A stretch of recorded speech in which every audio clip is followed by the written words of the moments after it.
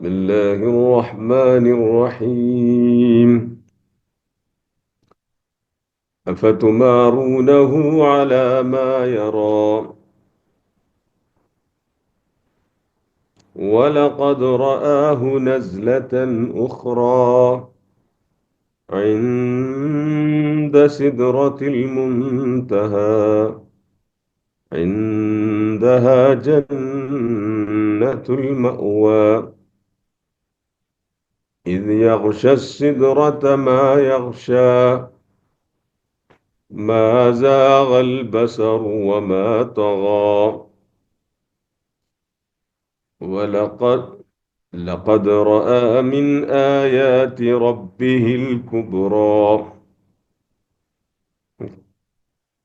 നമുക്കൊരു 18 വരെ അവിടെ നിൽക്കട്ടെ ഇൻഷാ അല്ലാ.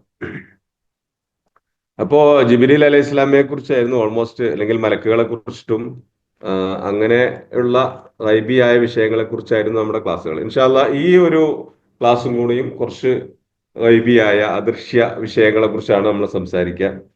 ആഹ് നമ്മുടെ വിശ്വാസത്തിൽ ഏറ്റവും പ്രധാനപ്പെട്ട ഒരു സംഗതി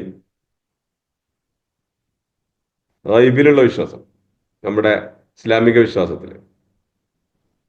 അപ്പൊ അതിന്റെ ഒരു ലെവല് മനസ്സിലാകണമെങ്കിൽ നിങ്ങൾ ശ്രദ്ധിച്ച് കേൾക്കുകയാണെങ്കിൽ,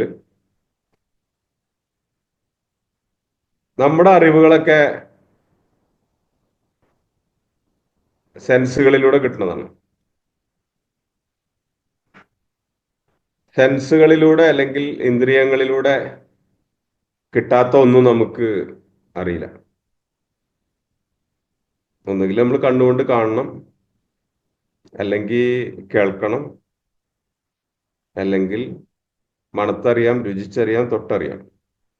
ഇതിൽ ഏറ്റവും കൂടുതൽ മനുഷ്യൻ ഉപയോഗിക്കുന്നത് കാഴ്ചയും കേൾവിയാണ്. അപ്പോൾ ഈ പഞ്ചേന്ദ്രിയങ്ങളിലൂടെ ഉള്ള അറിവിനെ മനുഷ്യൻ സ്വീകരിക്കുകയും അതിനെ തലച്ചോറ് പ്രോസസ്സ് ചെയ്തിട്ട് അതിന്റെ അടുത്ത ലെവലിലേക്കും അതിന്റെ അപ്പുറത്തെ ലെവലിലേക്കും കണക്റ്റഡ് തിങ്കിങ്ങിനുള്ള ഒരു കപ്പാസിറ്റി മനുഷ്യനുണ്ട്. ഈ പഞ്ചേന്ദ്രിയങ്ങൾ തന്നെ മൃഗങ്ങൾക്കുണ്ട്. പക്ഷേ ഈ മൃഗങ്ങൾക്ക് ഈ കണക്റ്റഡ് തിങ്കിങ് കപ്പാസിറ്റി ഇല്ല. അവർക്ക് റിഫ്ലക്റ്റീവ് വിസ്ഡാണ്. എന്താണോ കിട്ടിയത് അതിനെതിരെ പ്രതികരിക്കുക, അതാണ് മൃഗങ്ങൾ. മനുഷ്യന് അങ്ങനെയല്ല. മനുഷ്യന് വരും വരായികകളെ കുറിച്ചിട്ട് അറിഞ്ഞുകൊണ്ട് പ്രതികരിക്കാൻ സാധിക്കും. അല്ലെങ്കിൽ ഒരു കിട്ടിയ ഒരു അറിവ് പുറകിലിട്ടിട്ട് പ്രോസസ്സ് ചെയ്തിട്ട് മനസ്സിലാക്കാൻ സാധിക്കും. പക്ഷെ ആ പ്രോസസ്സും അവന്റെ എക്സ്പീരിയൻസ്, അവന്റെ മുമ്പത്തെ അറിവ്, അങ്ങനെയുള്ളതിനെല്ലാം ബേസ് ചെയ്തിട്ടാണ് ആ പ്രോസസ്സിങ് കപ്പാസിറ്റി. അതിന്റെ അപ്പുറത്തേക്കുള്ള ഒരു സംഗതി ഗൈബിയാണ്, അത് അവനറിയില്ല. ഉദാഹരണം പറയാം. മൂസാ നബി അലൈഹിസ്സലാം ഖിളറിന്റെ കൂടെ, സംഭവങ്ങൾക്ക് അറിയുമെന്ന് വിചാരിച്ചിട്ടാണ് ഞാൻ അങ്ങനെ പറയണത്, അറിയില്ലെങ്കിൽ എന്നോട് ചോദിക്കണം. ഖിളറിന്റെ കൂടെ മൂസാ നബി പോകുമ്പോൾ പാവപ്പെട്ട കുറച്ച് ആളുകൾ യാത്ര ചെയ്യുന്ന ഒരു കപ്പലിന് ഓട്ടയുണ്ടാക്കി. കേട്ടിട്ടുണ്ടാവും സംഭവം, അങ്ങനെ ഓട്ടയുണ്ടാക്കിയ സംഭവം കേട്ടിട്ടുണ്ട്. അപ്പൊ മൂസാ നബി അടുത്തടിച്ച വഴിക്ക് ചോദിക്കുന്നുണ്ട്, ഈ കപ്പൽ മുങ്ങിപ്പോകൂലേ, അതിന് വേണ്ടിയിട്ട് ആളുകളെ ഉപദ്രവിക്കാൻ വേണ്ടി അതിന് ഓട്ടയുണ്ടാക്കിയില്ലേ എന്ന് ചോദിക്കുന്നുണ്ട്. ഇത് മൂസാ നബിയുടെ കണക്റ്റഡ് മെമ്മറി, തഫ്കീറാണത്. എന്ന് പറഞ്ഞിട്ടുണ്ടെങ്കിൽ സാധാരണഗതിയിൽ കുഴപ്പമൊന്നുമില്ലാത്ത ഒരു കപ്പലിന് ഒരു ദ്വാരം ഇട്ട് കഴിഞ്ഞിട്ടുണ്ടെങ്കിൽ അതിനകത്തൂടെ വെള്ളം കയറി, കപ്പലിൽ വെള്ളം കയറി, സ്വാഭാവികമായിട്ട് അത് മുങ്ങും. ഇത് കണക്റ്റഡ് മെമ്മറി. അല്ലെങ്കിൽ ഒരാളെ സംബന്ധിച്ചിടത്തോളം ഒരു ഓട്ട കണ്ടാൽ ഓട്ട മാത്രമാണ്, ഒരു ദോരം മാത്രമാണ്, അതിന്റെ അപ്പുറത്തേക്ക് വേറെ ഒന്നുമില്ല. പക്ഷെ ബുദ്ധിയുള്ള ആളെ സംബന്ധിച്ചിടത്തോളം ആ ഓട്ടയിലൂടെ വെള്ളം കയറുമെന്നും കപ്പൽ മുങ്ങുമെന്നും ശരി, അത് മൂസാ നബിക്ക് ആ വിസ്ഡം ഉണ്ട്. സാധാരണ ബുദ്ധിയുള്ള എല്ലാവർക്കും ഉണ്ടാവുന്ന വിസ്ഡം തന്നെയാണ്. പക്ഷെ ഖിളിറിന് അതിന്റെ അപ്പുറത്തേക്ക് ഐബിയായ നോളജ് ഉണ്ട്, അദൃശ്യമായ അറിവുണ്ട്. അതെന്താണെന്ന് വെച്ചാൽ മൂസാ നബിക്ക് അറിയാത്തൊരറിവ്.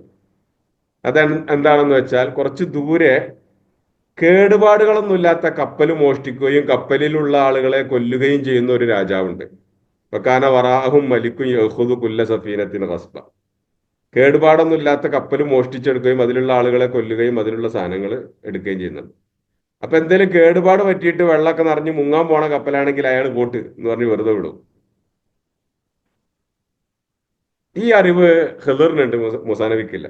അപ്പൊ അതുകൊണ്ട് ആളുകളെ രക്ഷപ്പെടുത്താനാണ് മൂസാ നബി വെച്ച് ആളുകളെ മുക്കിക്കൊല്ലാനാണ് ഇത് ചെയ്യുന്നത്. പക്ഷെ ആളുകളെ രക്ഷപ്പെടുത്താനായിരുന്നു. ഈ ഗൈബിയായ അറിവ് നമുക്കില്ല. ആലിമുൽ ഗൈബി ഫലാ യുദ്ഹിറു അലാ ഗൈബിഹി, അത് അള്ളാഹു സുബ്ഹാനഹു വ തആലക്ക് മാത്രമേ ആ അറിവുള്ളൂ. വേറെ ആർക്കും ഇല്ല. ഇല്ലാ മനിർത്തല്ലാ മിർ റസൂൽ, അള്ളാഹു ഏതെങ്കിലും ആളുകൾക്ക് അറിയിച്ചു കൊടുത്താൽ അവർക്കുണ്ടാവും, പ്രവാചകന്മാർക്കൊക്കെ. വഇൻദഹു മഫാത്തിഹുൽ ഗൈബി ലാ യഅലമുഹാ ഇല്ലാഹു, അവന്റെ അടുത്താണ് മിഫ്താഹുൽ ഗൈബ്, ഗൈബിന്റെ താക്കോലുകൾ. അവനക്കല്ലാതെ വേറെ ആർക്കും അത് അറിയില്ല. അപ്പോ ഈ ഗൈബിയായ സംഗതി പഞ്ചേന്ദ്രിയങ്ങളിൽ നിന്ന് അനുഭൂതിക്ക് അപ്പുറമാണ്. അതുകൊണ്ട് തന്നെ പഞ്ചേന്ദ്രിയങ്ങൾ കൊണ്ട് കണ്ടത് മാത്രമേ ഞാൻ വിശ്വസിക്കുള്ളൂ എന്ന് പറയുന്നത് പഞ്ചേന്ദ്രിയങ്ങളെ കുറിച്ച് അറിവില്ലായ്മയാണ്. നമ്മുടെ പരിമിതികളെ കുറിച്ചുള്ള അറിവില്ല, പഞ്ചേന്ദ്രിയങ്ങളുടെ പരിമിതികളെ കുറിച്ചുള്ള അറിവില്ലായ്മയാണ് ഞാൻ പഞ്ചേന്ദ്രിയങ്ങൾ കൊണ്ട് കണ്ടത് മാത്രമേ വിശ്വസിക്കൂ എന്ന് പറയുന്നത്. കാരണം കാഴ്ചയെ കുറിച്ച് അറിയുന്ന ആൾക്കാർക്ക് അറിയാം നമ്മുടെ കാഴ്ചയുടെ ലിമിറ്റേഷൻ എന്താണെന്നുള്ളത്, പരിധി എന്താണെന്നുള്ളത് അറിയോ? കാഴ്ചയെക്കുറിച്ച് അറിയണവർക്ക് അറിയാം നമ്മുടെ ലിമിറ്റേഷൻ എന്താണ്. നമുക്ക് വെളിച്ചം നമ്മുടെ കണ്ണിലേക്ക് വെളിച്ചം വന്നാൽ നമുക്കൊന്നും കാണൂല. കംപ്ലീറ്റ് ഇരുട്ടായാലും നമുക്കൊന്നും കാണൂല. വെളിച്ചം ഉണ്ടാവുകയും ആ വെളിച്ചം വേറൊരു വസ്തുവിന്റെ മുകളിൽ തട്ടി പ്രതിഫലിച്ച് അത് നമ്മുടെ കണ്ണിലെത്തുമ്പോഴാണ് നമുക്ക് കാണുന്നത്. അപ്പോ ഇതിന്റെ അപ്പുറത്തേക്കൊരു കാഴ്ചയില്ല എന്നൊരാൾ ചിന്തിക്കുകയാണെങ്കിൽ അത് വിഡിത്തല്ലേ. ഞാൻ നേരത്തെ പറഞ്ഞ പോലെ വെളിച്ചത്തെ ചാനലൈസ് ചെയ്യുന്ന ഒരു ഒബ്ജക്റ്റ് നമ്മുടെ തൊട്ടടുത്ത് തന്നെ ഉണ്ടെങ്കിൽ പോലും നമ്മൾ കാണൂല, അല്ലേ? ലൈറ്റിനെ ചാനലൈസ് ചെയ്യണ ഒരു ഒരു വലിയ ഒബ്ജക്റ്റ് നമ്മുടെ തൊട്ടടുത്ത് തന്നെ ഉണ്ടെങ്കിലും അത് ടച്ച് ചെയ്താലും നമ്മളുടെ ടച്ചിൽ പിടിക്കാത്തതാണ്, നമുക്ക് തൊട്ട അനുഭവപ്പെടാത്തതാണ്. നമുക്ക് അതിന്റെ ഉള്ളിലൂടെ കടന്നു പോകാൻ പറ്റും. അത്രമാത്രം ഫ്ലെക്സിബിൾ ആയ ആറ്റം ഘടനയുള്ള ഒരു സാധനമാണ്. അങ്ങനെയാണെങ്കിൽ അങ്ങനത്തെ ഒരു സംഗതി നമ്മുടെ അടുത്തുണ്ടെങ്കിൽ നമ്മൾ ഈസി ആയിട്ട് മൂവ് ചെയ്യുന്നുണ്ടാവും, നമ്മൾ കാണൂല, നമ്മൾ അറിയൂല. മണത്തറിയാനും അതിന്റെ മണം നമുക്ക് പിടിക്കാൻ പറ്റൂല, അതിന്റെ സൗണ്ട് നമ്മൾ കേൾക്കൂല, അതിന്റെ നമ്മൾ കാണൂല, അതിന്റെ രുചി നമുക്ക് അറിയാൻ പറ്റൂല, അതിനെ തൊട്ടറിയാൻ പറ്റൂല. അതിന്റെ ഉള്ളിലൂടെ നമുക്ക് അനായാസം മൂവ്മെന്റ് ഉണ്ടെങ്കിൽ അങ്ങനത്തെ ഒന്ന് നമ്മുടെ കൂടെ തന്നെ ജീവിക്കുന്നുണ്ടെങ്കിലും നമ്മൾ അറിയൂല. ക്ലിയർ ആണോ പറയണത്? യെസ്. ആ, ജോലിയൊക്കെ കഴിഞ്ഞ് ക്ഷീണിച്ചിരിക്കുമ്പോ ചിലപ്പം ഇത്രമാത്രം ചിന്തിച്ചെടുക്കേണ്ട സംഗതികൾ പറഞ്ഞാൽ ശരിയാകുമോ എന്നൊരു തോന്നൽ എനിക്കുണ്ട്. എന്നാലും ഞാൻ അതിന്റെ ഒരു ബേസ് പറഞ്ഞതാ. അപ്പൊ അതില് അതുകൊണ്ട് അതില് ഒരു സംശയം, നമുക്ക് ഈ അനായാസം അതിന്റെ ഉള്ളിൽ കൂടെ മൂവ് ചെയ്യാൻ പറ്റുന്നത് നമുക്ക് സയൻസായിട്ട് ഇങ്ങനെ ബന്ധപ്പെടുത്താൻ കഴിയും? മറ്റേ ഇപ്പൊ ലൈറ്റ് പാസ് ചെയ്യുന്നത് ഓക്കെ, നമുക്ക് ആ ഒരു ഒന്നും പറ്റില്ലെങ്കിൽ ഗ്ലാസ് കൂടെ ലൈറ്റ് പാസ് ചെയ്താൽ നമുക്ക് ഗ്ലാസ് അവിടെ കാണൂല. പക്ഷെ നമ്മളത് മൂവ് ചെയ്യുമ്പോൾ അവിടെ തട്ടിപ്പോവും അല്ലേ, നമ്മളറിയാതെ തട്ടും. എയർ എയർ നമുക്ക് കടന്നു പോയിക്കൂടെ? എയറിൽ കൂടെ നമ്മൾ കടന്നു പോകില്ലേ? എയർ അവിടെ ഒരു സാധനം ഇല്ലേ, വെയിറ്റ് ഓ ഇല്ലേ? അങ്ങനെ ആ ടൈപ്പ് ഒബ്ജക്റ്റ് ആണ്. ആ ശരി. ആ, ഇപ്പൊ വെള്ളത്തിന്റെ അപ്പം നമ്മള് പിന്നെ സാധാരണ ഇതിൽ മാസ്, അതുപോലെ വെള്ളം, ദ്രാവം, അതുപോലെ എയർ, വായു. ഈ വെള്ളത്തിൽ തന്മാത്രകൾ വിഘടിച്ചുകൊണ്ടാണ് ലൂസായിട്ട് അതിൻ്റെ ഉള്ളിൽ കൂടെ പോണത്. വെള്ളത്തിനേക്കാൾ തന്മാത്രകൾ വിഘടിച്ച ഒരു സംഗതിയാണെങ്കിൽ നമുക്ക് ഈസി ആയിട്ട് അതിൽ കൂടെ പോകാൻ പറ്റും, എയർ ആ പോലെ. ഓക്കെ ക്ലിയർ ആണ്? അത് അത്രേ ഉള്ളത്. Okay okay. അതായത് ആ ഒബ്ജക്റ്റ് മാസ് ഉണ്ടെങ്കിൽ, നമ്മളുടെ ഭാഷയിൽ വെയിറ്റോ മാസോ ഉണ്ടെങ്കിൽ നമുക്കത് ഫീൽ ചെയ്യുള്ളൂ എന്ന് പറഞ്ഞതാണ്. ഞാൻ എന്റെ ഒരു ഏകദേശം അറിവട്ടെ, ഞാനൊരു ഫിസിക്സ് വിദഗ്ധനോ ഒരു സയൻസ് വിദഗ്ധനോ എന്നല്ല, ഞാൻ എന്റെ ഒരു പഴയ അറിവ് വെച്ചിട്ട് ഇങ്ങനെ പറയണം. അപ്പം അതിൽ കൂടുതൽ സയൻസ് വിഷയങ്ങളുള്ള ആൾക്കാർക്ക് അത് കൂടുതൽ മനസ്സിലായി എന്ന് വരും കുറച്ചും കൂടെ നന്നായിട്ട്.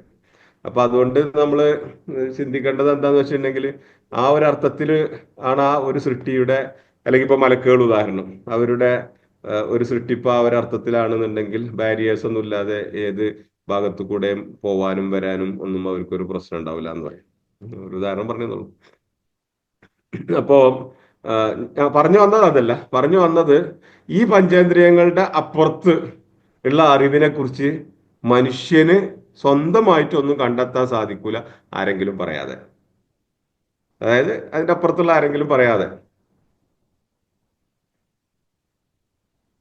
ഒന്നുകൂടെ വേണമെങ്കിൽ പറഞ്ഞുതരാം. അതായത് ഈ പഞ്ചേന്ദ്രിയങ്ങളിലൂടെ ലഭിക്കുന്ന അറിവിന്റെ അപ്പുറത്തൊരു അറിവുണ്ടെങ്കിൽ അതിനെക്കുറിച്ച് വേറെ ആരെങ്കിലും പറഞ്ഞു തരേണ്ടി വരും, അല്ലാതെ നമുക്കറിയില്ല. മനുഷ്യന്റെ പരിമിതിയാണ്. അതുകൊണ്ട് ഈ പഞ്ചേന്ദ്രിയങ്ങളിലൂടെ നമ്മൾ ഒരിക്കലും നമുക്ക് ഭൂമിക്ക് ഉപരിയായ ലോകത്തെക്കുറിച്ചുള്ള അറിവ് വളരെ കുറവാണ്. അനുമാനങ്ങളും നിരീക്ഷണങ്ങളും ടെലിസ്കോപ്പിക്കൽ അറിവുകളുമാണ്. അതിൻ്റെ അപ്പുറത്തേക്കുള്ള അറിവ് വളരെ കുറവാണ്. അതുകൊണ്ട് തന്നെ ഭൂമിക്കുപരിയായ ലോകത്തുള്ള പഞ്ചേന്ദ്രിയങ്ങൾ കൊണ്ട് അനുഭവഭേദ്യമാകാത്ത, അനുഭവിച്ചറിയാൻ കഴിയാത്ത ഒരു ശക്തിയാണ് സൃഷ്ടാവ് അള്ളാഹു. അതുകൊണ്ട് ഒരിക്കലും നമ്മൾ ഈ സയൻസ് ഒക്കെ പറയണ പോലെ നമ്മൾ ഈ പഞ്ചേന്ദ്രിയങ്ങൾ കൊണ്ട് ഒരിക്കലും ദൈവത്തെ കണ്ടെത്തൂല, സൃഷ്ടാവിനെ കണ്ടെത്തൂല. മറിച്ച് ഒരൊറ്റ സംഗതിയെ സയൻസിന് പറയാൻ സാധിക്കുള്ളൂ, there is somebody behind this creation. ഈ സംഗതിക്ക് ഇതൊരു ഭയങ്കര വണ്ടർഫുൾ ക്രിയേഷൻ ആണ്, അതിന്റെ പിന്നിൽ ആരോ ഒരാളുണ്ട്, ഒരു ശക്തി ഉണ്ട്. യെസ്, അതാണ് അത്രേ മനുഷ്യർ പറയാൻ സാധിക്കുള്ളൂ. പഞ്ചേന്ദ്രിയങ്ങളിലൂടെ മാത്രം നമ്മൾ ഡിപ്പെൻഡ് ചെയ്ത് നിൽക്കുകയാണെന്നുണ്ടെങ്കിൽ പിന്നെ നമുക്ക് എന്ത് വേണം? ആ ശക്തി ഇങ്ങോട്ട് പറഞ്ഞു തരണം. കാരണം മനുഷ്യന്റെ ലിമിറ്റേഷൻ ആണത്. ഇസ്ലാമിന്റെ എപ്പിസ്റ്റമോളജി അല്ലെങ്കിൽ ജ്ഞാനശാസ്ത്രം തുടങ്ങുന്നത് തന്നെ ഈ രൂപത്തിൽ പഞ്ചേന്ദ്രിയങ്ങളെ വിശകലനം ചെയ്തുകൊണ്ടാണ്, നമ്മുടെ കപ്പാസിറ്റിയെ വിശകലനം ചെയ്തുകൊണ്ടാണ് അത് തുടങ്ങുന്നത്. അതിന്റെ അർത്ഥം നമ്മളുടെ അറിവ്, അള്ളാഹുവിലുള്ള വിശ്വാസം എന്ന് പറഞ്ഞാൽ 1-ാം തീയതി മുതൽ അത് ഗൈബിയാണ്, എന്ന് പറഞ്ഞാൽ അദൃശ്യമാണ്. അള്ളാഹു സുബ്ഹാനഹു വ തആല പറഞ്ഞു തന്നതും നമ്മൾ വിശ്വസിക്കുന്നതുമാണ്. ഒരിക്കലും നമ്മൾ പഞ്ചേന്ദ്രിയങ്ങൾ കൊണ്ട് അത് കണ്ടെത്തില്ല. പഞ്ചേന്ദ്രിയങ്ങൾ കൊണ്ട് സൃഷ്ടിപ്പിന്റെ വ്യത്യസ്ത വശങ്ങള്, അത്ഭുതങ്ങളാണ് നമുക്ക് കണ്ടെത്താൻ സാധിക്കുക. അത്രത്തോളം ക്ലിയർ ആണെന്ന് വിചാരിക്കുന്നു. നമുക്ക് തുടരാം. അപ്പോ അതില് 11-ാമത്തെ ആയത്ത് പറഞ്ഞു വെച്ച് മാ കദബൽ ഫുആദു മാ റഅ. ഒരിക്കലും കണ്ടതിനെ ഹൃദയം കളവാക്കിയില്ല എന്ന് പറഞ്ഞാൽ നേർക്ക് നേരെ വളരെ മനോഹരമായിട്ട് തന്നെ കണ്ടു എന്നർത്ഥം. മാ കദബൽ ഫുആദു മാ റഅ. എന്നിട്ട് പറയാണ്, അതായത് റസൂലുള്ളാഹി സ്വല്ലല്ലാഹു അലൈഹി വസല്ലം നേർക്ക് നേരെ കണ്ടത്. അത് പിന്നെ ചില ആളുകൾ പറയാറുണ്ട്, ഈ മിറാജ് രാത്രിയിൽ സംഭവിച്ചത് ഒരു സ്വപ്നമായിരുന്നു. കാരണം അവരെ സംബന്ധിച്ചിടത്തോളം ഇത് സങ്കല്പിക്കാൻ വയ്യ. ഇത് ഇത്ര മാത്രം സ്പീഡിൽ അവിടെ പോയിട്ട് വരാൻ പറ്റും എന്നുള്ളത് അവർക്ക് സങ്കല്പിക്കാൻ സാധിക്കൂല. പക്ഷെ ഈ സ്പീഡ് തന്നെ, അല്ലെങ്കിൽ ഈ പ്രപഞ്ചം തന്നെ സൃഷ്ടിച്ചത്, സ്പീഡ്, കാലം എല്ലാത്തിനെ സൃഷ്ടിച്ചവനാണ് റസൂലുള്ളാഹിയെ കൊണ്ടുപോകുന്നത് എന്നുള്ള ചിന്തിക്കാൻ അവർ മറന്നുപോകും. അപ്പൊ അതുകൊണ്ട് ഒരു കാലം, ഇത്രയും സമയം കൊണ്ട് വൈകുന്നേരം മുതൽ രാവിലെ ആകുമ്പോഴേക്ക് ഈ 7 ആകാശവും കടന്ന് സ്വർഗവും നരകവും ഒക്കെ കണ്ട് തിരിച്ചെത്തി എന്ന് പറയാതെ അവർക്ക് വിശ്വസിക്കാൻ പറ്റുന്നില്ല. പക്ഷേ അള്ളാഹു പറയണേ, അദ്ദേഹം കണ്ണുകൊണ്ട് കണ്ടത് ഹൃദയം അസത്യമാക്കിയിട്ടില്ല, നിഷേധിച്ചിട്ടില്ല. കാരണം ഹൃദയവും കണ്ണും തുറന്നുകൊണ്ടാണ് കണ്ടത്. രണ്ട് കാഴ്ചയും ഒരേ സമയത്ത് സംഭവിച്ചിട്ടുണ്ട്. ഈ ഒരു ആയത്ത് കൊണ്ട് അത് നമുക്ക് മനസ്സിലാവും. മറ്റേ സ്വപ്നത്തിലെ കാഴ്ചക്ക് കണ്ണു വേണ്ട. സ്വപ്നത്തിലെ കാഴ്ചക്ക് നമുക്ക് കണ്ണാവശ്യമില്ലല്ലോ, നമ്മൾ കണ്ണുകൊണ്ടല്ലല്ലോ കാണുന്നത് സ്വപ്നം. സ്വപ്നത്തിലെ കാഴ്ച എന്ന് പറഞ്ഞാൽ ഈ പഞ്ചേന്ദ്രിയങ്ങളിലൂടെ അനുഭവഭേദ്യമാകുന്ന ഒരു സാധനമല്ല, അത് വേറൊരു സാധനമാണ്. അപ്പൊ അതിന് നമുക്ക് കാഴ്ച വേണ്ട.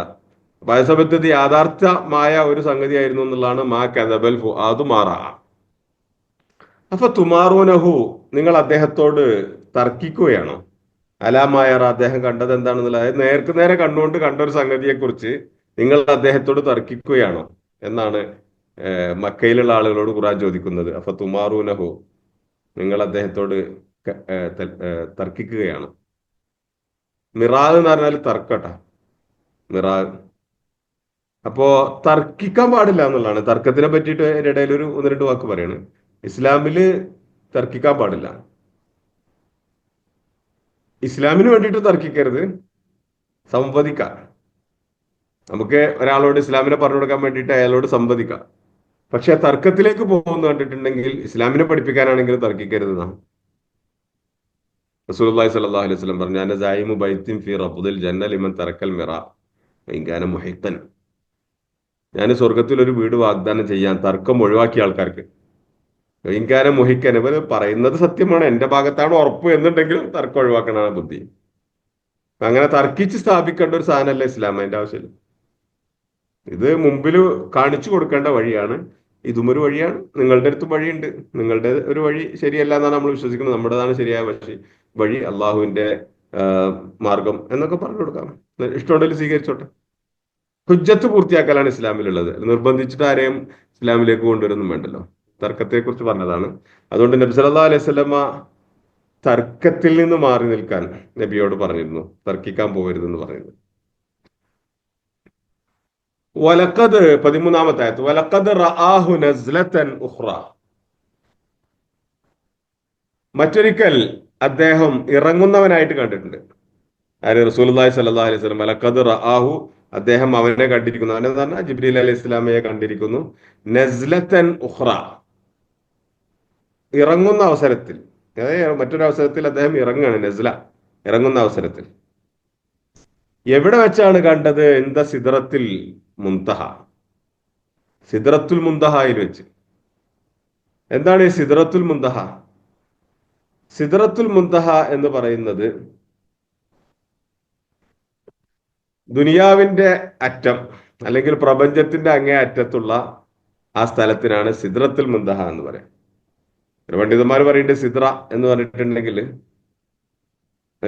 ഈ ആപ്പിൾ പോലെയുള്ള ഒരു ചെറിയ പഴമുണ്ട്, എലന്ത എന്ന് പറയും. എലന്തപഴം, ആപ്പിൾ പോലെ ഒരു ചെറിയ പഴമാണ്. അതിൻ്റെ ഉള്ളിൽ ഒരു കായുണ്ട്. ഇതിനെ എലന്തപരം എന്ന് പറയാം, സിദ്ര എന്ന് പറയാം. ഫി സിദ്രിൻ മഖ്ലൂദ് എന്ന് പറഞ്ഞ സ്വർഗത്തിലെ മരങ്ങളെ പറ്റിയിട്ടും പഴങ്ങളെ പറ്റിയും പറയുമ്പോൾ അവിടെ സിദ്ര പഴത്തെ കുറിച്ച് പറയുന്നുണ്ട്. മരുഭൂമിയിൽ ഉണ്ടാകുന്ന ധാരാളം ഇലകളുള്ള ഒരു മരമാണ്. അതുകൊണ്ടാണ് ഇലന്തമ്പരം എന്ന് പറയുന്നത്. അപ്പൊ അങ്ങനെയാണെങ്കിൽ മുന്തഹായിലുള്ള, അതിർത്തിയിലുള്ള, അങ്ങേയറ്റത്തെ അതിർത്തി, മുന്തഹ എന്ന് പറഞ്ഞാൽ എൻഡ് ചെയ്യുന്ന സ്ഥലം, അവസാനിക്കുന്നിടത്തുള്ള ഇലന്തമരം എന്നൊരു പ്രയോഗമുണ്ട്. പിന്നെ അതിനെ ആളുകള് എന്താ പറയാ, നമ്മളിങ്ങനെ അതിനെ കുറെ ഇമാജിൻ ചെയ്തിട്ട് ആളുകൾ വലുതാക്കി എടുത്തിട്ടുണ്ട്. അതായത് സിദ്റത്തുൽ മുൻതഹ എന്ന് പറയുന്നത് ദുനിയാവിന്റെ അതിർത്തി കഴിഞ്ഞാൽ അവിടെയുള്ള ഒരു മരമാണ്. ആ മരത്തിൽ നിറയെ ഇലകളാണ്. ഭൂമിയിൽ ഓരോ മനുഷ്യൻ മരിക്കുമ്പോഴും സിദ്റത്തുൽ മുൻതഹയിൽ നിന്ന് ഓരോ ഇലകൾ പൊഴിഞ്ഞുകൊണ്ടിരിക്കും. അതൊക്കെ മനുഷ്യന്മാരായിട്ട് ഉണ്ടാക്കിയ സാധനങ്ങളാണ്. ഇങ്ങനെ പറയാനൊരു രസമുള്ള അങ്ങനെയൊക്കെ പറയുമ്പോൾ. സിദ്റത്തുൽ മുൻതഹ എന്ന് പറഞ്ഞിട്ടുണ്ടെങ്കിൽ പ്രപഞ്ചത്തിന്റെ അതിർത്തി, സൃഷ്ടി പ്രപഞ്ചത്തിന്റെ അതിർത്തി, ക്രിയേറ്റഡ് യൂണിവേഴ്സ്. അല്ലാഹു സുബ്ഹാനഹു വ തആല ക്രിയേറ്റ് ചെയ്ത യൂണിവേഴ്സ് അതിന്റെ അതിർത്തിയാണ്. അപ്പൊ അല്ലാഹു സുബ്ഹാനഹു വ തആല ഈ ദുനിയാവ് ക്രിയേറ്റ് ചെയ്ത് സൂഫികളുടെ ഇടയിൽ രണ്ട് അഭിപ്രായമുണ്ട്. ജൗഫിലാണോ ജൗഫിന്റെ പുറത്താണോ എന്ന്. നിങ്ങൾക്ക് അതൊക്കെ മനസ്സിലാവുമെന്ന് എനിക്കറിയില്ല, പക്ഷെ ഞാനിത് പറയുകയാണ് മനസ്സിലാക്കേണ്ടവർക്ക് വേണ്ടി. ജൗഫ് എന്ന് പറഞ്ഞിട്ടുണ്ടെങ്കിൽ അള്ളാഹുവിന്റെ ദേഹം, അള്ളാഹുവിന്റെ, നമുക്ക് അള്ളാഹുവിന്റെ ശരീരം എന്നൊന്നും പറയാൻ പറ്റൂല, അള്ളാഹുവിന്റെ സത്ത നമ്മൾ പറയാം. കാരണം ശരീരം എന്ന് പറയുമ്പോൾ തജ്സീമ് വരുമോ എന്നുള്ളൊരു സംശയമാണ്. നമ്മൾ ശരീരം എന്ന് പറഞ്ഞാൽ മനുഷ്യന്റെ ശരീരത്തിലേക്ക് അപ്പൊ തന്നെ ആളുകൾ അള്ളാഹുവിനെ കൊണ്ടുപോകും. അതുകൊണ്ട് തജ്സീമ് പാടില്ല എന്ന് പറയാം. അപ്പൊ നമ്മൾ അള്ളാഹുവിന്റെ സത്ത എന്ന് പറയാം, ആത്ത് എന്ന് പറയാം, ഉണ്മ. അതിനകത്താണോ ദുനിയാവ് സൃഷ്ടിച്ചത്, അതിന് പുറത്താണോ എന്നാണ്. അപ്പൊ ചില സൂഫികൾ പറഞ്ഞ് അതിനകത്താണെന്ന്. അതാവാൻ സാധ്യതയില്ല. കാരണം അള്ളാഹു സുബ്ഹാനഹു വ തആല മൗജൂദാണ്, ഖദീമാണ്, ബാക്കിയാണ്, നേരത്തെ ഉള്ളവനാണ്, എപ്പോഴും ഉള്ളവനാണ്. അപ്പൊ അതുകൊണ്ട് തന്നെ ക്രിയേഷൻ അതിന്റെ പുറത്തായിരിക്കും. അപ്പോ അള്ളാഹു സുബ്ഹാനഹു വ തആല സിദ്റത്തുൽ മുൻതഹയിൽ, അതായത് 7 ആകാശത്തിന്റെ പ്രപഞ്ചത്തിന്റെ അപ്പുറം, സിദ്റത്തുൽ മുൻതഹയുടെ അപ്പുറം സ്വർഗത്തിൽ, അതിന്റെ അടുത്ത് പിന്നെ സ്വർഗാണ്, സ്വർഗത്തിന്റെ മുകളിൽ അർശിലാണ്. യഖാഫൂന റബ്ബഹും മിൻ ഫൗഖിഹിം, മുകളിൽ നിന്നുള്ള അവരുടെ നാഥനെ അവർ ഭയപ്പെടുന്നത് മുകളിലാണ്.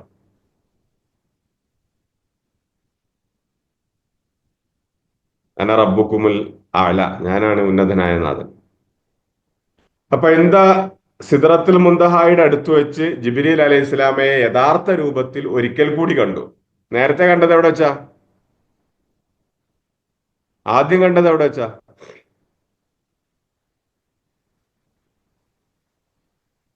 ഓർമ്മയില്ലേ?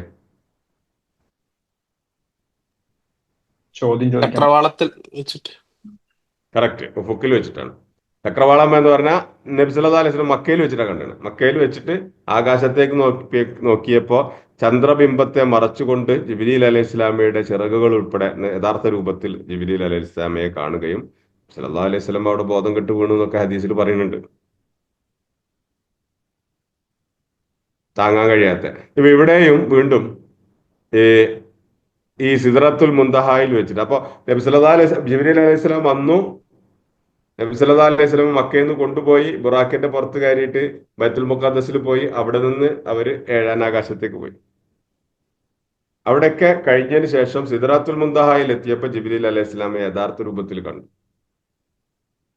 അതുവരെ നബി സല്ലല്ലാഹു അലൈഹി വസല്ലമയുടെ കൂടെ കുതിരപ്പുറത്ത് ഇരുന്നിട്ട് പോയിരുന്നു ഒന്നിച്ച്, ഒരു മനുഷ്യന്റെ രൂപത്തിലായിരുന്നു. വലഖദ് റആഹു നസ്ലതൻ ഉഖ്റാ ഇൻദ സിദ്റത്തിൽ മുൻതഹ ഇൻദഹ ജന്നത്തുൽ മഅ്വ. ഇൻദഹ ആ സിദ്റാത്തുൽ മുൻതഹക്കടുത്ത് ജന്നത്തുൽ മഅ്വ, അതിനടുത്താണ് ജന്നത്തുൽ മഅ്വ എന്ന് പറഞ്ഞാൽ സ്വർഗം. അതിനടുത്താണ് സ്വർഗം. അപ്പൊ സ്വർഗത്തിന് മുമ്പുള്ള സ്ഥലമാണ് സിദ്റത്തുൽ മുൻതഹ. അത് കഴിഞ്ഞാൽ സ്വർഗം. എന്താണ് സ്വർഗം? എന്താണ് ഈ സിദ്റത്തുൽ മുൻതഹ എന്ന് പറയുന്നത്? ഒരു മരം തന്നെയാണോ? ആയിരിക്കാം.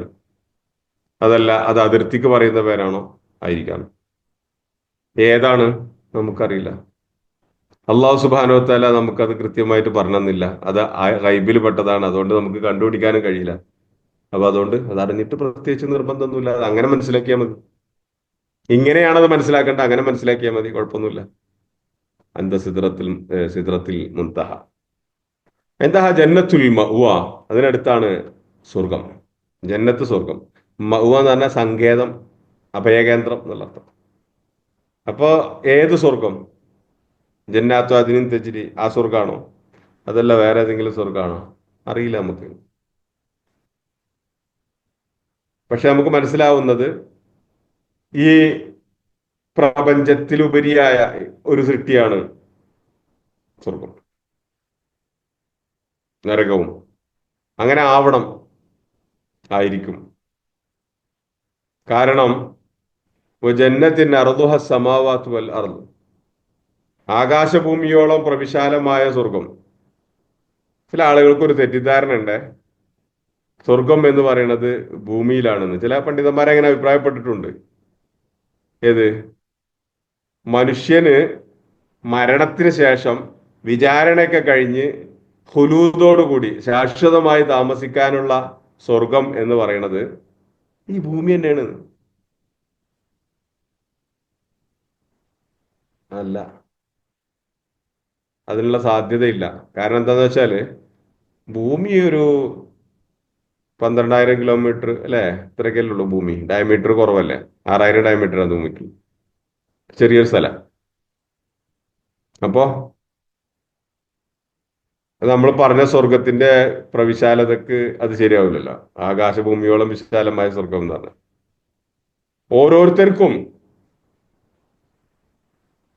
4 തോട്ടങ്ങളുണ്ട് സ്വർഗത്തില്, സത്യവിശ്വാസികൾക്കാണെങ്കിൽ. ഭൂമിയിൽ അള്ളാഹു സുബ്ഹാനഹു വ തആല സൃഷ്ടിച്ച ഓരോ മനുഷ്യന്മാർക്കും സ്വർഗത്തിലും ഒരു സങ്കേതമുണ്ട്, നരകത്തിലും ഒരു സങ്കേതമുണ്ട്. അള്ളാഹു സുബ്ഹാനഹു വ തആല പറയുന്നത് അത് അവന്റെ ഇഖ്തിയാറാണ്, അവന്റെ തെരഞ്ഞെടുപ്പ് സ്വാതന്ത്ര്യമാണ്. അവന് തെരഞ്ഞെടുക്കട്ടെ. ഒന്നുകിൽ അവന് നരകം തിരഞ്ഞെടുക്കാം, അല്ലെങ്കിൽ അവന് സ്വർഗം തിരഞ്ഞെടുക്കാം. അവന്റെ കർമ്മം കൊണ്ട് അവൻ തിരഞ്ഞെടുക്കും.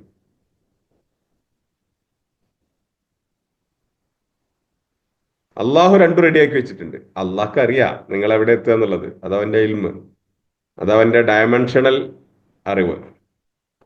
മനുഷ്യനെ കുറിച്ച്, അവന്റെ ഭാവിയെ കുറിച്ചുള്ള, കാരണം അള്ളാഹുവാണ് കാലത്തെ സൃഷ്ടിച്ചത്. അപ്പൊ മനുഷ്യന്റെ കാലത്തെ കുറിച്ചുള്ള അറിയാം അള്ളാഹുവിനറിയാം. അള്ളാഹുവിന് മാത്രമാവൂല, ചിലപ്പോ വേറെയുള്ളവർക്കും അറിയണുണ്ടാവും. ആർക്കാണ് നമുക്കറിയില്ല. ചിലപ്പം സ്വർഗത്തില് ഈ മനുഷ്യന്മാരെ കാത്തിരിക്കുന്ന ആളുകളൊക്കെ ഉണ്ടാവും. അങ്ങനെയൊക്കെ ചില ഹദീസുകൾ കാണാം ഹൂറികളെ കുറിച്ചൊക്കെ. അപ്പൊ അല്ലെങ്കിൽ സ്വർഗത്തിലെ പങ്കാളികൾക്ക് ചിലപ്പോൾ അറിയാമായിരിക്കും. ഇപ്പൊ ഓൾറെഡി സ്വർഗത്തിൽ കാത്തിരിക്കുന്ന ആളുകൾ ഉണ്ടെങ്കിൽ അവർക്ക് അറിയാമായിരിക്കും ഇയാൾ സ്വർഗത്തിൽ വരാനുള്ളതാണ്. പക്ഷെ ഇയാൾക്കറിയില്ല. അതാണ് അതിന്റെ രസം. ഞാൻ സ്വർഗത്തിൽ പോവാനുള്ളതാണ് എന്ന് എനിക്കറിയില്ല. എന്റെ പ്രവർത്തികൾ കൊണ്ട് ഞാൻ സ്വാംശീകരിക്കേണ്ട കാര്യമാണ്. പക്ഷെ ഞാൻ സ്വർഗത്തിൽ എത്തും എന്നുള്ളത് അള്ളാഹുവിന് അറിയാമായിരിക്കും. അതുപോലെ തന്നെ സ്വർഗത്തിൽ നമ്മളെ കാത്തിരിക്കുന്ന ആരെങ്കിലൊക്കെ ഉണ്ടെങ്കിൽ അവർക്കും അറിയാമായിരിക്കും. പക്ഷെ അള്ളാഹു സുബ്ഹാനഹു വ തആല ഓരോ മനുഷ്യനും സ്വർഗത്തിലും നരകത്തിലും ഓരോ ഇരിപ്പിടം ഒരുക്കി വെച്ചിട്ടുണ്ട്. അതുകൊണ്ട് നരകത്തിൽ പോകുന്ന ആളുകളുടെ സംവിധാനങ്ങളും കൂടി സ്വർഗത്തിലുള്ളവർക്ക് കിട്ടുക. അങ്ങനെയാണ് സ്വർഗത്തിലുള്ള ആളുകൾക്ക് കൂടുതൽ സൗകര്യങ്ങൾ കിട്ടുന്നത്. സ്വർഗത്തിലെ ഒരു മരത്തിലെ സ്വർഗനിവാസികളുടെ തോട്ടത്തിലെ ഒരു മരത്തിന്റെ വഴിദൂരം ഭൂമിയിലെ 500 വർഷം നടക്കാൻ മാത്രമുണ്ട്. ഭൂമിയിലെ 500 വർഷം വഴിദൂരമുണ്ട്, തണല് മാത്രം. ആ, അത് എൻറ്റയർലി ഡിഫറെന്റ് ക്രിയേഷനാണ്. നമുക്കറിയില്ല, നമുക്ക് മനസ്സിലാവില്ല, നമ്മൾ ചിന്തിച്ചാൽ മനസ്സിലാവില്ല. കാരണം എന്താ വെച്ചാൽ ഞാൻ പറഞ്ഞ പോലെ നമ്മളുടെ ചിന്ത എന്ന് പറയുന്നത് ഈ പഞ്ചേന്ദ്രിയങ്ങളിൽ പരിമിതപ്പെടുത്തപ്പെട്ടിട്ടുള്ളതാണ്. അതുകൊണ്ട് നമ്മുടെ വിസ്ഡം, നമ്മുടെ ലോജിക്ക് എല്ലാം ഇതിൽ ബേസ്ഡ് ഓൺ ഹിയർ. അതുകൊണ്ട് അത് കൃത്യമായിട്ട് നമ്മളെ നോളജിനെ ബാധിക്കും. അതായത് നമ്മുടെ ലോജിക്സിനെയൊക്കെ ബാധിക്കും. നമ്മുടെ അറിവിൽ നിന്നുകൊണ്ട് മാത്രമാണ് നമുക്ക് ലോജിക്ക് ഉണ്ടാക്കാൻ പറ്റുള്ളൂ. നമ്മുടെ അറിവിനപ്പുറത്തേക്ക് നമുക്ക് ലോജിക്ക് ഉണ്ടാവില്ല. ഒരു മനുഷ്യൻ വളർന്നു വന്ന ചുറ്റുപാട്, അതൊക്കെ വെച്ചിട്ടാണ് അയാളുടെ ലോജിക്സ് രൂപപ്പെടുന്നത്. സംശയമുണ്ട് ഇപ്പൊ പറയാം. അതുകൊണ്ട് ഒരാൾ വലുതായി കഴിഞ്ഞ് വളർന്നു വലുതായി 18 വയസ്സായിട്ട് മതി അയാൾക്ക് വിദ്യാഭ്യാസം കൊടുക്കലും മതം പഠിപ്പിക്കലും എന്നൊക്കെ പറഞ്ഞത് അട്ടർ ഫൂളിഷ്നെസ്. നോളജിനെ കുറിച്ചും നോളജ് ബേസിനെ കുറിച്ചും എപ്പിസ്റ്റമോളജിയെ കുറിച്ചും പഞ്ചേന്ദ്രിയങ്ങളെ കുറിച്ചും ഒന്നും അറിയാത്ത ആളുകളുടെ പുലമ്പലുകളാണ് അതൊക്കെ. സ്റ്റുപ്പിഡ്.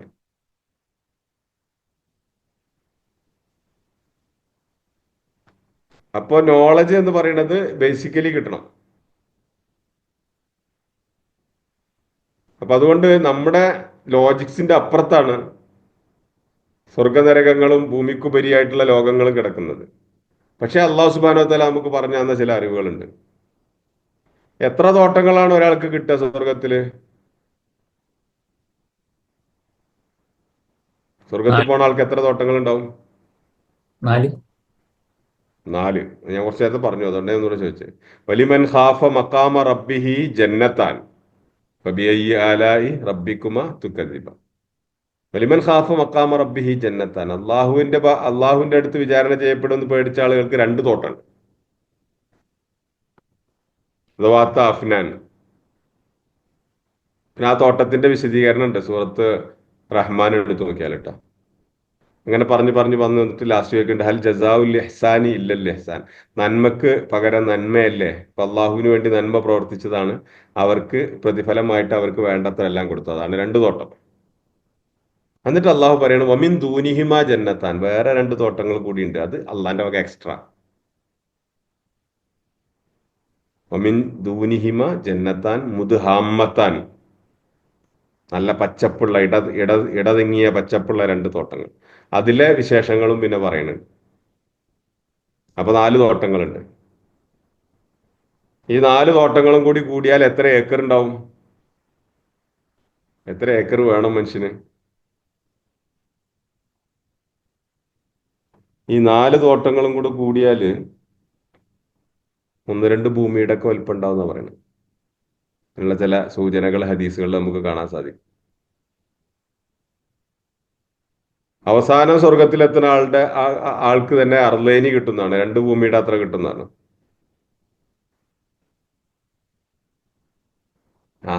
എന്നിട്ട് അതിനെ കുറിച്ചിട്ട് പിന്നെ ഈ സ്വർഗം എന്ന് പറഞ്ഞാൽ ഈ ഭൂമിയിലുള്ളതാണെന്ന് പറഞ്ഞാൽ അത് എനിക്ക് മനസ്സിലാവണില്ല കേട്ടോ.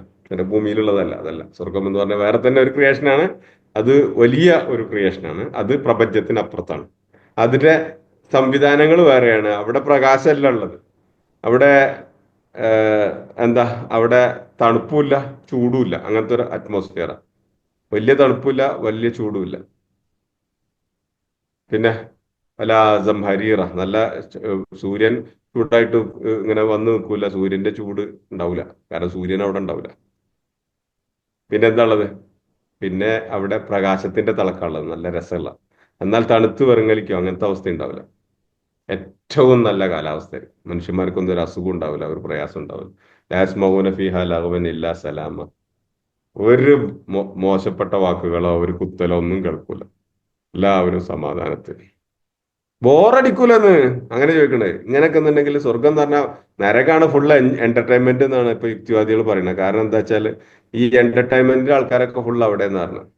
സിനിമാ നടന്മാരും സിനിമാ നടികളും ഫുള്ള് ടിപ്പിക്കൽ എന്റർടൈൻമെന്റ് ഉണ്ടാവുക നരകത്തിലാന്നാ പറഞ്ഞത്. നല്ല എന്റർടൈൻമെന്റ് ആയിരിക്കും നരകത്തിൽ അല്ലെ. അവർ പോണടത്തേക്ക് നമുക്ക് പോയാൽ മതി എന്നാണ്. അള്ളാഹു കാക്കട്ടെ.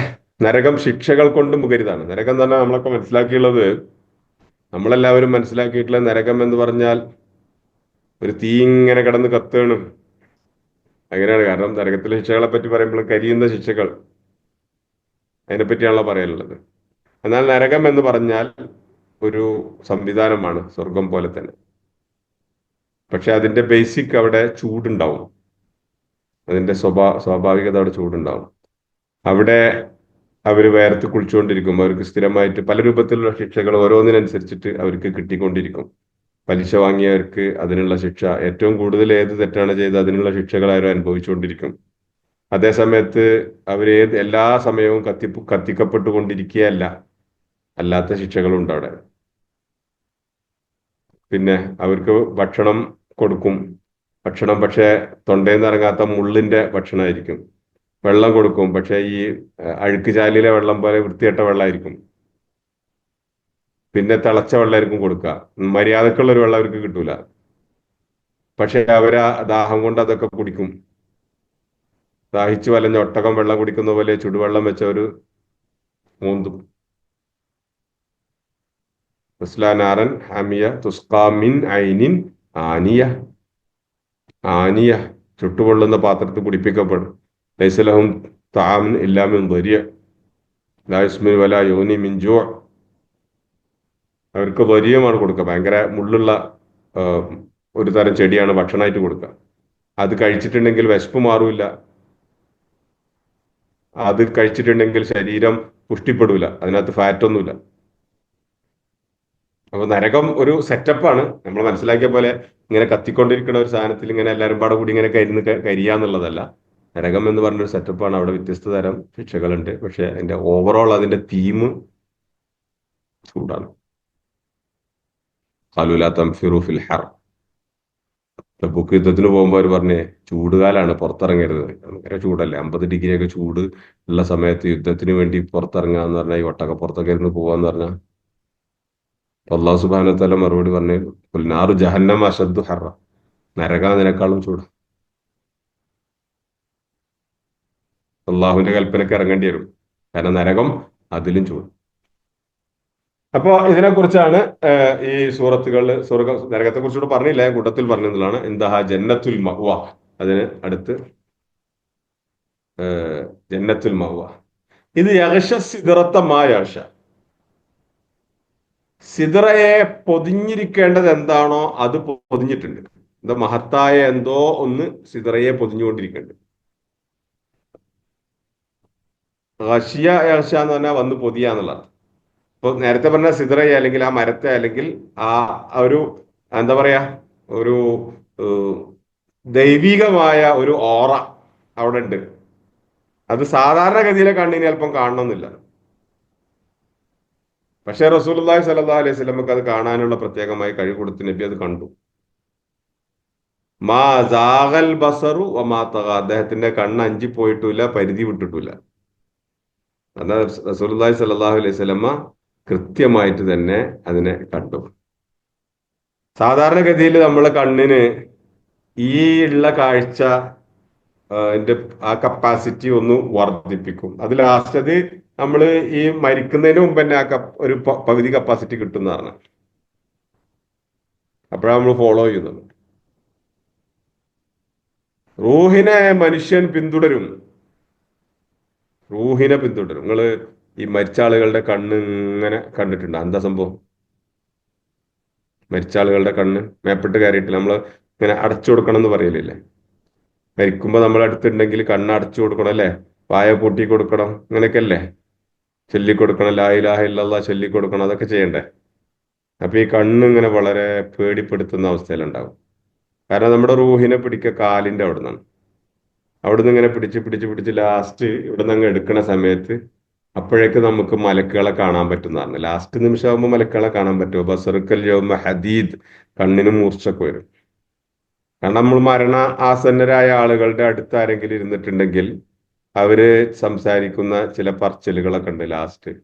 ചിലവര് ചിരിച്ചിട്ടൊക്കെ, നല്ല സത്യവിശ്വാസികളാണെങ്കിൽ ചിരിക്കുന്ന സംഭവങ്ങളുണ്ട്. ചിരിച്ചിട്ട് ആരൊക്കെ വന്നിക്കണ്, ആരൊക്കെ പരിചയമുള്ള ഏതൊക്കെ മുഖങ്ങൾ, മലക്കുകളാണ്, സന്തോഷത്തിന്റെ മലക്കുകളാണ്. വലവുത്തറ സത്യവിശ്വാസികളെ അവര് പിന്നെ മലക്കുകൾ ഇങ്ങനെ വന്നിട്ട് സന്തോഷത്തോട് കൂടിയിട്ട് വിളിച്ചു കൊണ്ടുപോകണം. അപ്പൊ അവർ കാണുമ്പോ തന്നെ ചിരിക്കും. ചില ആളുകൾക്ക് കുട്ടികളൊക്കെ ഇരിക്കുന്നുണ്ട്. ഇതൊരു കുട്ടീൻ്റെ അടുത്ത്, കുട്ടീനെ എനിക്ക് എടുത്തുകൊണ്ടാന്നൊക്കെ പറഞ്ഞ സംഭവം ഞാൻ കേട്ടിട്ടുണ്ട്. ഒരു കുഞ്ഞവിടെ വന്നിരിക്കുന്നുണ്ട്, അതിനൊന്ന് പിടിച്ച് എന്റെ അടുത്ത് കൊണ്ടുവരുമെന്നുള്ള. ചില ആൾക്കാർ ആരൊക്കെ വന്നിട്ടുള്ളത് എന്നൊക്കെ പറഞ്ഞിട്ട് ഇങ്ങനെ ചിരിച്ച സംഭവങ്ങൾ ഉണ്ടായിരുന്നു. ചില ആളുകൾ റസൂലുള്ളാഹിയെ കണ്ട സംഭവമൊക്കെ പറയുന്നുണ്ട് മരണനേരത്ത്, മലക്കുകൾ ഓരോരുത്തർ വന്നതും. അപ്പൊ അതൊക്കെ അവസാനം ഈ റൂഹിനെ കൊണ്ടുപോകുമ്പോ, മലക്കുകൾ സന്തോഷത്തോടു കൂടി റൂഹിനെ കൊണ്ടുപോകുമ്പോ ഈ കണ്ണ് അങ്ങനെ അങ്ങ് വലിയ ചിരി ചിലപ്പോൾ അവിടെ കിടക്കും നല്ല ആളാണെങ്കിൽ. അപ്പൊ അവിടെ ആ കണ്ണിന് പവർ കൂടുന്നുണ്ട് കേട്ടാ. അപ്പൊ നമ്മൾ ഇതുവരെ നമ്മൾ തൊട്ടടുത്തിരിക്കണ നമ്മൾ കാണാത്ത പലതും ആ മരിക്കാൻ കിടക്കുന്ന ആൾ കാണുന്നുണ്ടാവും. പരലോകത്തെത്തുന്നതോട് കൂടിയിട്ട് നമ്മുടെ കണ്ണിന്റെ കാഴ്ച വ്യത്യാസപ്പെടും. ഇപ്പൊ നമുക്ക് ഒരു പരിധി വരെ കാണുള്ളൂ. നിങ്ങളൊന്ന് ആലോചിച്ചൊക്കെ, നമുക്കൊരു കാഴ്ച ഉണ്ട് ഇവിടെ നിന്നുണ്ടെങ്കിൽ ചന്ദ്രനിലേക്ക് കാണാം. നമ്മൾ ടെലിസ്കോപ്പിന്റെ ആവശ്യമില്ലല്ലോ. നമ്മുടെ കണ്ണിന് അള്ളാഹു സുബ്ഹാനഹു വ തആല തന്ന കപ്പാസിറ്റി എത്ര? 2500 മടങ്ങോ അത്ര കാണാനുള്ള കപ്പാസിറ്റി ഉണ്ട് വലുതായിട്ട്. അതിനേക്കാൾ കപ്പാസിറ്റി അള്ളാഹു സുബ്ഹാനഹു വ തആല തന്നത് correct focused telescope, Hubble telescope ഒക്കെ മാറിയിരിക്കും. ആ സാധനമായി മാറും നമ്മുടെ കണ്ണ്. അപ്പൊ അവിടെ ചന്ദ്രനിൽ കൂടെ നടക്കുന്ന ആൾക്കാരെയൊക്കെ നമുക്ക് വിളിക്കാൻ പറ്റും. ഹലോ, ഇവിടെ വന്നാന്നൊക്കെ പറഞ്ഞിട്ട്. കാരണം നമ്മൾ കാണുന്നുണ്ട് അവരെ. അങ്ങനെ ഒരു സംഗതി നിങ്ങൾക്ക് സങ്കല്പിക്കാൻ പറ്റണ്ട. വേണ്ട, നിങ്ങളെ കണ്ണുകൊണ്ട് ഇപ്പം അമേരിക്കയിൽ നടക്കുന്ന സംഭവങ്ങൾ നമുക്ക് ഇപ്പൊ നമ്മൾ കാണുന്നുണ്ടല്ലോ. അതൊക്കെ പിന്നെ CCTV ഒക്കെ വെച്ച് നമുക്ക് വേണമെങ്കിൽ കാണാം. പക്ഷെ നമുക്ക് നേർക്ക് നേരെ കാണാൻ പറ്റുന്ന വിചാരിച്ചു. എന്നിട്ട് നമ്മൾ നേർക്ക് നേരെ കാണുകയാണ്, പക്ഷെ നമ്മൾ സംസാരിക്കണത് വിളിച്ചിട്ടാണ്. അപ്പൊ നമ്മൾ അതിന് ദൃക്സാക്ഷി തന്നെയല്ലേ പറയാം. ഈ ഒരു സംഗതി നിങ്ങൾക്ക് സങ്കല്പിക്കാൻ പറ്റുന്നുണ്ടെങ്കിൽ അള്ളാഹു സുബ്ഹാനഹു വ തആല നമ്മളെ കാണുന്നു എന്ന് പറഞ്ഞാലും നമ്മളെ കൂടെ ഉണ്ടെന്ന് പറഞ്ഞാലും നമുക്ക് ഈസി ആയിട്ട് മനസ്സിലാവും. കാരണം ഒരാള് ഒരു സംഗതിക്ക് ദൃക്സാക്ഷിയായി നമ്മളെങ്ങനെ പറയല്? അയാളുടെ പഞ്ചേന്ദ്രിയങ്ങളെ കണ്ണുകൊണ്ടും കാണുകയും കാതുകൊണ്ട് കേൾക്കുകയും ചെയ്തു. ഇപ്പൊ ഒരു ആക്സിഡന്റിന് ദൃക്സാക്ഷിയായി. ഇപ്പൊ ആക്സിഡന്റ് സംഭവിക്കുന്ന സൗണ്ട് ചെവി കൊണ്ട് കേൾക്കുകയും കണ്ണുകൊണ്ട് കാണുകയും ചെയ്തു.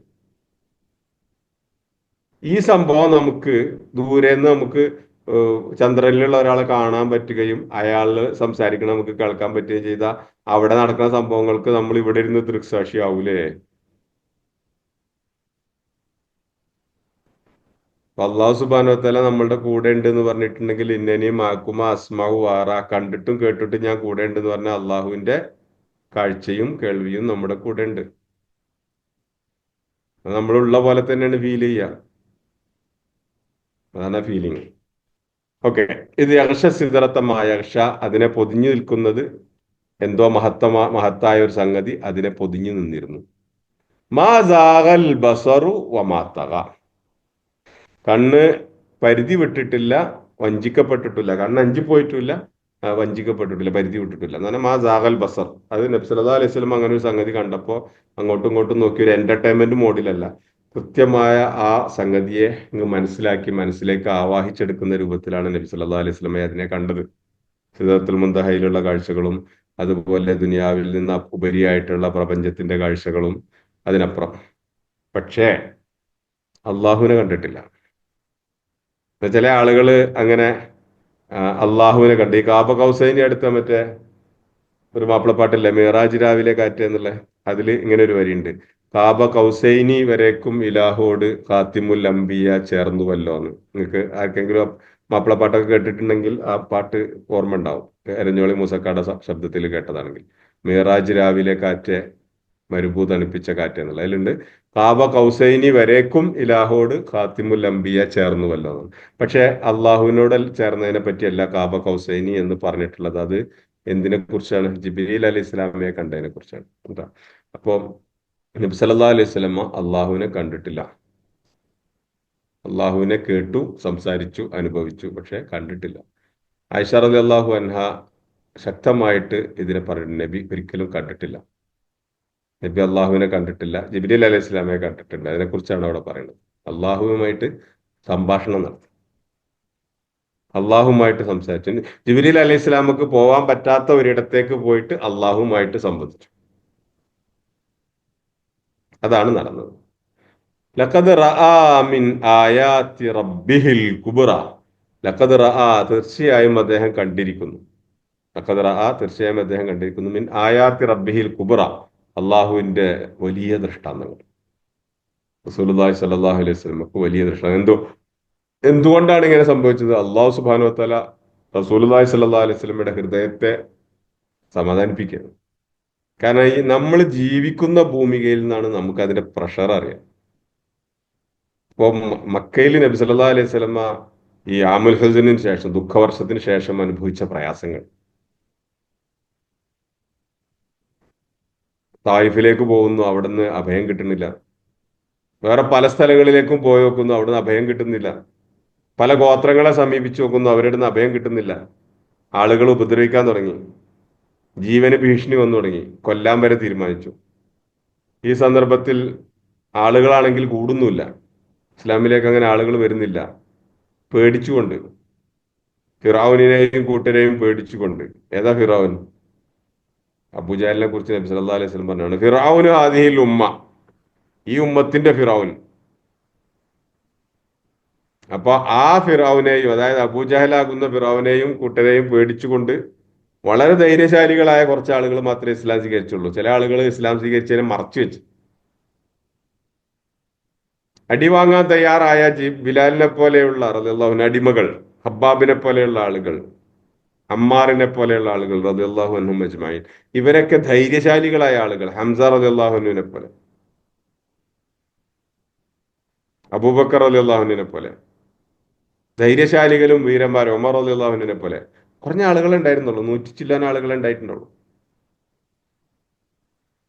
ആ ആളുകളെയും നബി സല്ലല്ലാഹു അലൈഹി വസല്ലമയും തഖാഫൂന യതഖത്തഫകുമുൻ നാസ്, നിങ്ങളെ ജനങ്ങൾ റാഞ്ചുമെന്ന് നിങ്ങൾ ഭയന്ന ഒരു സന്ദർഭം എന്ന് ഖുർആനിൽ അതിനെ അങ്ങനെ വിശേഷിപ്പിച്ചത്. എന്ന് പറഞ്ഞാൽ മറ്റുള്ളവർ നിങ്ങളെ റാഞ്ചിക്കളയും, അത്രമാത്രം ന്യൂനപക്ഷമായിരുന്നു നിങ്ങൾ. ആവാക്കും വയ്യതക്കും ബിനസ്രിഹി, അവൻ നിങ്ങൾക്ക് അഭയം നൽകി, അവൻ നിങ്ങളെ സഹായിച്ചു, ശക്തിപ്പെടുത്തി. മക്ക എന്ന് പറയുന്ന ചെറിയ ടാവട്ടത്തിൽ ജീവിക്കാൻ സാധിക്കില്ല എന്ന് ഭയന്നുകൊണ്ട് തായിഫിലേക്കും അങ്ങോട്ടും ഇങ്ങോട്ടുമൊക്കെ അഭയം നേടി നടന്ന അതേ പ്രവാചകനും അനുയായികളും 8ാമത്തെ വർഷം, ഹിജറ പോയിട്ട് 8ാമത്തെ വർഷം മക്ക ജയിച്ചടക്കി. മക്കയുടെയും മദീനയുടെയും അധിപനായി. ഖൈബർ ജയിച്ചടക്കി. ത്വായിഫ്, അവരെ തങ്ങളെ സമ്മതിക്കാതിരുന്ന ത്വായിഫിനെ ജയിച്ചടക്കി. റത്ഫാനെ ജയിച്ചടക്കി. ഹിജാസ് കീഴിലാക്കി. റസൂലുള്ളാഹി സ്വല്ലല്ലാഹു അലൈഹി വസല്ലം മരണപ്പെടുന്നതിന് മുമ്പ് ആ റസൂലുള്ളാഹി സ്വല്ലല്ലാഹു അലൈഹി വസല്ലം ഏറ്റവും പ്രയാസപ്പെട്ട നുബുവത്തിന്റെ 10ാം വർഷത്തിൽ, 10-11 വർഷമായിട്ടുണ്ട്. ആദ്യത്തെ 10-11 വർഷത്തിന്റെ കാര്യമാണ് പറയണ്ടത്. 100 ചില്ലാൻ ആളുകളായിട്ടുള്ളൂ. ആ സമയത്ത് ആ പ്രവാചകത്വത്തിന്റെ പ്രഷർ, അതുവരെ എല്ലാവിധ ആദരവും ബഹുമാനവും കിട്ടിയിരുന്നു. അൽ അമീനാണ്, അബ്ദുൽ മുത്തലിബിന്റെ മകനാണ്, മാന്യനാണ്, സുന്ദരനാണ്, ഖദീജയുടെ ഭർത്താവാണ്, എല്ലാം കൊണ്ടും വലിയ സ്ഥാനമാണ് നബി സല്ലല്ലാഹു അലൈഹി വസല്ലമക്ക്. അതേ നബിയെ അള്ളാഹുവിനെ പറ്റി പറയാൻ തുടങ്ങിയപ്പോ അതേ ആളുകൾ അതേ നാക്കുകൊണ്ട് ചീത്ത വിളിക്കണം. കള്ളനാണെന്ന് പറഞ്ഞിട്ട് ഒഴിവാക്കുകയാണ്, പോകുന്ന കല്ലെറിയാണ്, ഒട്ടകത്തിന്റെ കുടൽമാല കൊണ്ടുവന്നിടുകയാണ്, ആളുകളുടെ മുന്നിൽ വെച്ച് വഷളാക്കുകയാണ്, ചീത്ത വിളിക്കുകയാണ്. എന്തത്? അതിനൊരു പ്രഷർ നബിക്കുണ്ടായിരുന്നു. ആ പ്രഷറിൽ നിൽക്കുമ്പോഴാണ് അള്ളാഹു സുബ്ഹാനഹു വ തആല മിറാജിന് കൊണ്ടുപോയത്. മക്കയല്ല ജീവിതം. ഇത് നിങ്ങൾക്ക് ചെറിയൊരു ഭൂമിയിലുള്ള ചെറിയ പരീക്ഷണങ്ങളാണ്. അതിനെ സ്ഥൈര്യത്തോടു കൂടി അതിജയിക്കണം. നിങ്ങളുടെ ജീവിതം ഇവിടെയാണ് യഥാർത്ഥ ജീവിതം. അൽ ഐഷു ഐഷ്. പിന്നെ നബി സല്ലല്ലാഹു അലൈഹി വസല്ലം പറയുമ്പോഴല്ല അൽ ഐഷു ഐഷുൽ ആഖിറ, ആഖിറത്തിലെ ജീവിതമാണ് ജീവിതം. ഖന്തക്ക് യുദ്ധത്തിൽ കിടങ്ങ് കയറിയിട്ട് എവിടെയും പൊട്ടാത്തൊരു പാറ പൊട്ടിക്കാൻ നബി സല്ലല്ലാഹു അലൈഹി വസല്ലം അൽ ഐഷു ഐഷുൽ ആഖിറ, പരലോകത്തെ ജീവിതമാണ് ജീവിതം. അന നബിയ്യു ലാ കദിബ് അന ഇബ്നു അബ്ദുൽ മുത്തലിബ്, ഞാൻ നബിയാണ്, നുണയല്ല, ഞാൻ നബിയാണ്. അന അബ്ദുൽ മുത്തലിബ്, ഞാൻ അബ്ദുൽ മുത്തലിബിന്റെ മകനാണ്, ഞാൻ നബിയാണ്. അള്ളാഹുവെ എനിക്കിതാ കിസ്റയെ കീഴ്പ്പെടുത്തി തന്നിരിക്കുന്നു.